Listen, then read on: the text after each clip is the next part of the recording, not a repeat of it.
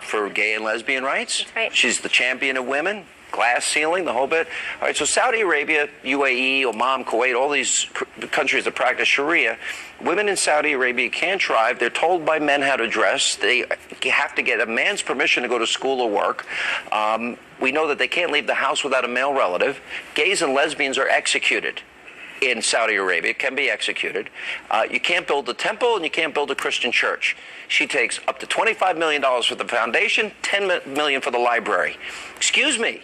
And never criticizes them. How can you be the champion and take that money? It was a fabulous recitation of Hillary Clinton's crooked, rigged, corrupt, hypocritical way of doing things. But I have one answer for you. Money.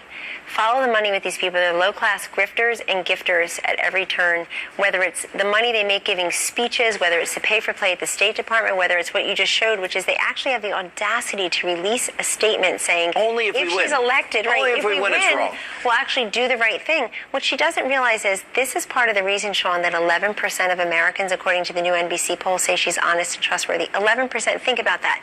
11% to me is very similar to Mitt Romney's 18% cares about people like me, to Obama's 81%. Why? Why is that relevant? Because if it's 11%, a plurality, if not a majority, of your own party's voters agree with that.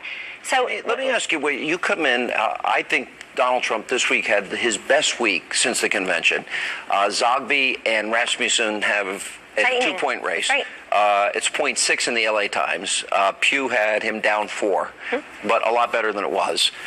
What do you think is different? Because I have my own thoughts. I see a few different things. One is that he really enjoys pivoting to policy. All these people giving him advice privately and publicly, you must pivot. They really are talking stylistically. The pivot should be substantive. If Hillary Clinton is going to talk about Donald Trump, we're going to talk about the issues. What do you think is going to help create jobs? By the way, you're the new campaign manager, and wait a minute, you're a woman the last time I checked, and we've been friends for 20 years. We have been a woman the whole time. Yeah, the whole time. That's well, amazing. I did want to make the point to you that you actually, because it's very sad the way women are treated in those countries where the Clintons have profited enormously. She's never criticized these countries. She doesn't criticize them, but I'd like to point out that's her view of women around the world. Donald Trump's view of women is he just promoted a woman to be his campaign manager. First campaign manager for a Republican presidential candidate. Isn't this just expanding out the campaign? I'm reading the media, and you've been working on the campaign, and I know Bannon has been, I guess, to a certain extent, helping. And to me, Paul Manafort's still in his position, so why are they saying a shakeup? Is this a shakeup? It makes for great headlines, I guess, and clickbait, but I've made very clear for the last 2 days, Sean, that this is an expansion at a very busy time. We have 12 weeks to go, and when it comes to personnel in the winding days of a campaign, more is more. Exactly. And there's so much to do. We need to coordinate with our data operation, our field staff, our ground game, our comms, our digital. Let me ask you this. Great people working over there. He gave 2 speeches. Yes. This is what I think is the secret sauce. Yes. He only talked about Hillary and Obama. He was on prompter. I like him on prompter myself, my own personal preference.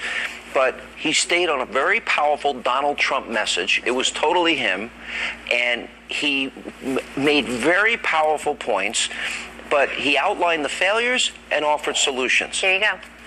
You're going to see that in our new ads. We have our first 2 television ads going up. They'll be in rotation this weekend and next week, Sean, in 5 of the swing states. And you're going to see in those ads her vision and his vision on a couple different issues.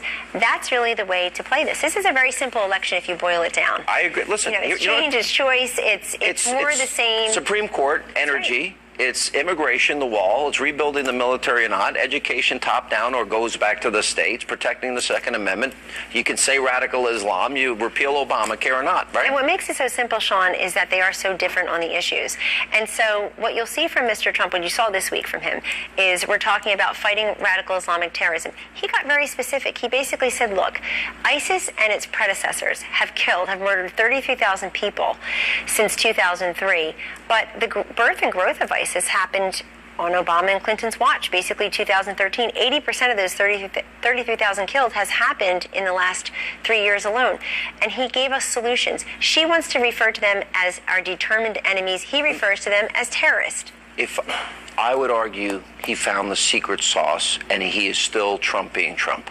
He absolutely is. That's the point here. You have to be authentic. People know if you're not being yourself. Look at what happens every time Hillary Clinton tries to be something she's not. It's hilarious. I know. I'm going to be funny and happy. But where's her pivot on substance? Let's have a serious conversation. She talks about his Trump. Obamacare. She needs to own the $1 billion in losses in 30 states that lost their United Healthcare. Aetna this week, $430 million. We got to run. Obamacare, own it. Congratulations. Thank you very much. I've known you for a long time. Well deserved. And coming up, trouble brewing in the Clinton campaign. Hillary's running mate, Senator Tim Kaine, once said that Bill should have resigned from office after his affair with Monica Lewinsky. Carrie Prejean. Dr. Gina Loudon will be here with reaction and the new blockbuster film, a remake of Ben